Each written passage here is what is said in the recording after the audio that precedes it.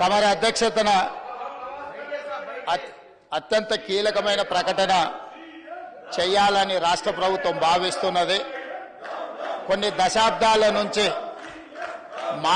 మాదిగ ఉపకులాలకు సంబంధించిన లక్షలాది మంది యువకులు ఎస్సీ రిజర్వేషన్లలో ఏబిసిడి వర్గీకరణ కోసం వాళ్ళు పోరాటాలు చేస్తున్నారు. 27 సంవత్సరాల నుంచి ఉమ్మడి రాష్ట్రంలో కానీ ప్రత్యేక తెలంగాణ రాష్ట్రంలో కానీ ఏబిసిడి వర్గీకరణ మీద మాదిగ ఉపకులాల యువకులు పోరాటాలు చేయడం జరిగింది.